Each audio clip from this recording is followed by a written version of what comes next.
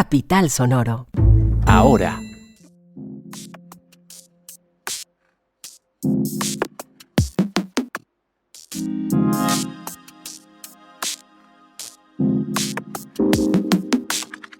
Hay alerta por posible desplazamiento del ELN hacia Bogotá. ¿Qué tan cierta es esta amenaza?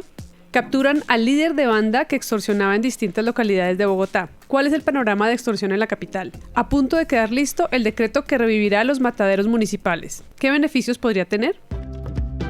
Ahora, un podcast.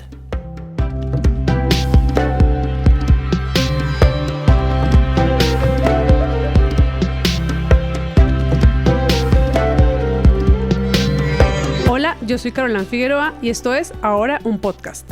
Es miércoles 16 de agosto de 2023 y hoy estoy en la compañía de Andrés Zapata, periodista que cubre temas de seguridad. Hola Andrés, ¿qué más?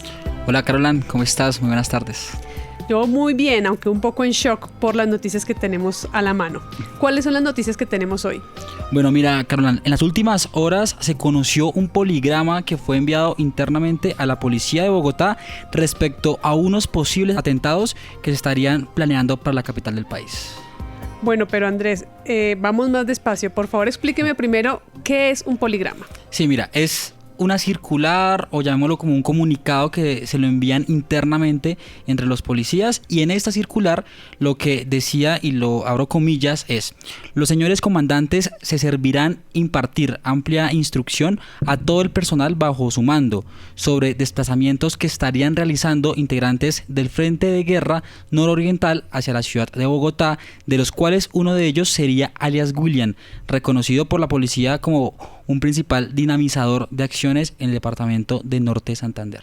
Ok, todo eso suena básicamente muy tremendo, pero sigo sin entender bien. ¿Quién envía esta circular y quién se atribuye sobre todo la autoría de esta amenaza?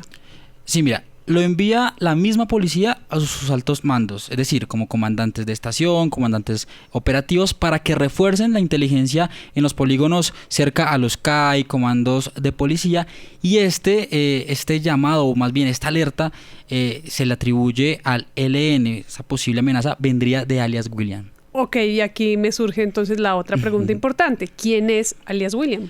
Para la policía, alias William es un cabecilla importante para la estructura del ELN, es un explosivista de esta guerrilla, y en el poligrama o carta o comunicado o circular, pues la policía no descarta en el que hayan posibles escenarios con afectación a algunas unidades de policía. Ok, bueno, aparte de la información que es preocupante, hay una coyuntura temporal ahí también que vale la pena resaltar. ¿Hay razón para pensar que estas amenazas tengan por objetivo desestabilizar la mesa de diálogo entre el gobierno y el ELN? Así es, Carolina, pues nosotros quisimos, digamos, como entenderlo un poco más con expertos, así que hablamos con Isaac Morales, él es coordinador de seguridad de Pares, y lo que él dice es que Bogotá siempre ha sido un blanco de amenazas por ser una ciudad estratégica, por ser la capital del país, por tener acá la gran mayoría de economía y pues también donde se encuentra el Congreso de la República.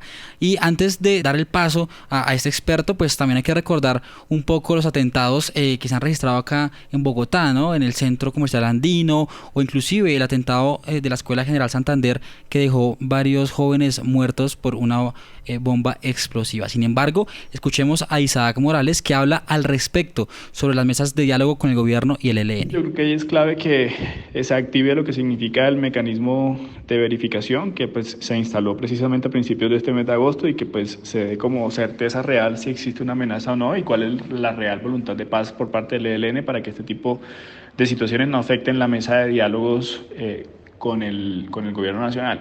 Sin embargo, pues hay que tener siempre la advertencia de que de todas formas pareciera que si bien existe una voluntad de paz con el solo hecho de que se instala la mesa y que existe un mecanismo de verificación, siempre nosotros lo hemos advertido, y pues particularmente yo siempre lo he dicho, que el ELN es una de estas organizaciones que funciona de una forma muy atomizada, no necesariamente responde a un comando central, y que muchas veces como que actúa por su cuenta varios de estos comandos o de estas organizaciones dentro del ELN. Entonces esto no debería ocurrir, porque significa una vulnerabilidad a la mesa de diálogo con esta guerrilla, pero pues si existe algún tipo de amenaza se debe tomar muy en cuenta, y que el mecanismo de verificación entre a revisar efectivamente este tipo de situaciones de amenaza. Bueno, Andrés, toda esta información la tenemos más contextualizada cada vez a medida que hablamos, pero nos falta la versión de la policía, a todas estas que ha dicho la policía, sobre todo porque aunque hay atentados como los que usted mencionó como antecedentes, no es habitual pensar en Bogotá como blanco de la guerrilla en toda nuestra historia de violencia, digamos. ¿Qué ha dicho la policía? Sí, mira, desde que se conoció este poligrama, quisimos hablar con la policía. Por su parte, la Policía Nacional no se ha pronunciado al respecto. Nosotros estuvimos hablando con una fuente de la institución y lo que nos dice es que están verificando y que en las próximas horas estarían dando unas declaraciones sobre este tema. Sin embargo, como tú lo dices, Carolan, también hay que decirlo, y es que no hay que causar pánico, digamos que en los ciudadanos se está validando, se está verificando, y pues esperemos en las próximas horas que la policía sea la misma que nos verifique o nos desmienta este tema. De acuerdo, fundamental tener esa versión de la policía. Escúchanos en www.dcradio.gov.co. www.dcradio.gov.co. DC Radio. Y en nuestros especiales hemos investigado los procesos de gentrificación, por ejemplo, los que se están dando por cuenta de las aplicaciones digitales de hospedaje, pero también los que se están dando alrededor de las universidades en el centro de la ciudad. Hoy quisimos darle la vuelta al asunto y tuvimos en nuestra emisión de mediodía un programa sobre la renovación urbana en Bogotá, a propósito del POT de la alcaldesa Claudia López. ¿En qué se diferencia la gentrificación de los procesos de renovación urbana? ¿Dónde están localizados estos procesos y qué entidad los lleva a cabo? Sobre esto hablamos hoy con varios invitados y obtuvimos varios datos. Por ejemplo, según datos de la empresa de renovación y desarrollo urbano, que ahora se llama Renovo, Bogotá tiene como meta gestionar 6.800 hectáreas para el desarrollo, la revitalización y la renovación urbana de aquí a 20 años. Si se perdieron esa emisión, búsquenla en YouTube. Mañana, también al mediodía, hablaremos de la apuesta de la ciudad por retomar la producción de vacunas que en algún momento se tuvo y de esa manera recuperar la soberanía sanitaria en esa materia. No se lo pierdan. ¡Hey, tú! Sí, papá, mamá. Tu hijo o hija se la pasa dibujando o creando personajes extraordinarios, escribiendo universos mágicos, bailando y cantando como tenor, creando paisajes con sus fotografías o hace cualquier tipo de arte. Invítalo a listar sus obras y compartir su arte en Eureka. Ve a nuestras redes sociales, @EurekaTuCanal. Visita nuestra página eurekatucanal.com o escribe a nuestro WhatsApp 322-510-8955 y conoce toda la información para ser parte de Eurecrea. Comparte tu arte.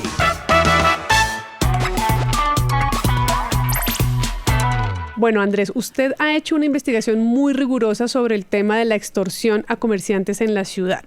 Cuéntenos qué tiene de información al respecto. Así es, Carolan. De hecho, este viernes tendremos un especial, un programa al mediodía dedicado a todo este tema de la extorsión. Inclusive vamos a hablar cómo está el panorama de la extorsión en Bogotá, específicamente en los comerciantes, y pues también digamos que es la preocupación que hay a diario pues con los tenderos, las tenderas, que ya tienen miedo hasta de abrir sus locales, Carolan, porque tienen miedo de que lleguen a cobrarles una vacuna, por decirlo así. De nuevo entramos en el territorio del temor urbano, ¿no? Cosas que nos preocupan aquí en la ciudad, pero tratemos de aterrizarlo para tomar bien la medida de la realidad. ¿Cómo está el panorama?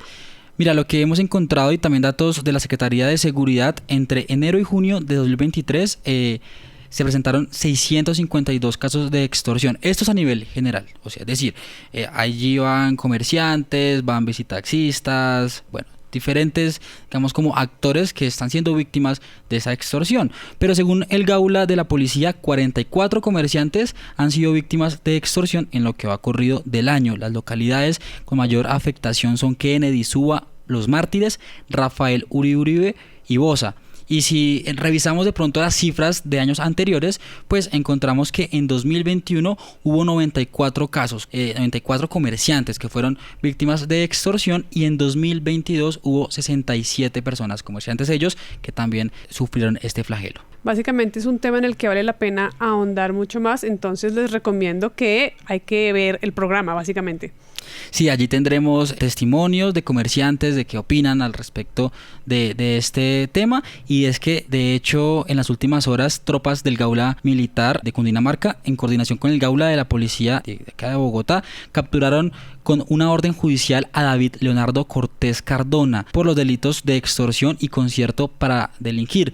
Los investigadores le siguieron la pista meses a esta persona y comprobaron que el hoy capturado pues era cabecilla financiero del grupo de delincuencial organizado Los Maracay. Ellos se dedicaban a obtener los datos personales de los propietarios de establecimientos comerciales del barrio San Fernando, la localidad de Barrios Unidos, y allí los extorsionaban, los llamaban, iban hasta el lugar y pues les cobraban una suma de dinero, lo que estaba afectando a este barrio de Bogotá. Lo dicho, es un tema en el que hay que ampliar muchísimo más. Gracias, Andrés, por toda esta información. Nosotros vamos a seguir con unas noticias relámpago.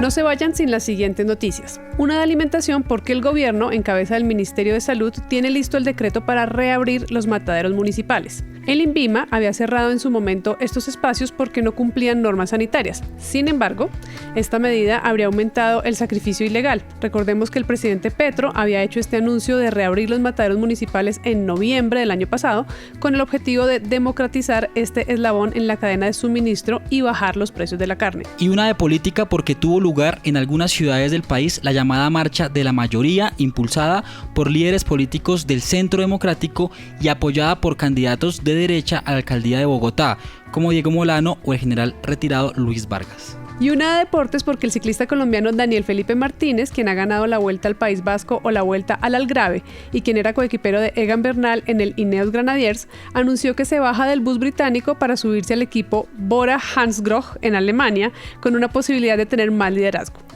Eso fue todo por hoy. Ahora es un proyecto periodístico de Capital que está en televisión, en YouTube, en las redes sociales y aquí en podcast.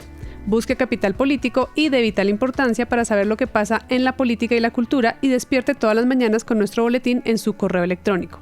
Este podcast fue producido por Cian Bernardo González, la escritura está a cargo de Santiago de Narváez y Juan Pablo Conto y la edición a cargo de Cian Bernardo González. La dirección de los periodistas del sistema ahora está a cargo de Andrés Páramo, la de Capital Sonoro a cargo de Santiago Rivas y la del sistema informativo ahora a cargo de María Paula Martínez. Este episodio ha sido grabado en los estudios de DC Radio. Google dice que mañana jueves habrá 20% de posibilidades de lluvia y que la temperatura estará entre los 11 y los 22 grados. No termine el día sin información. Búsquenos en todas las plataformas de podcast y compártanlo. Adiós. Capital Sonoro.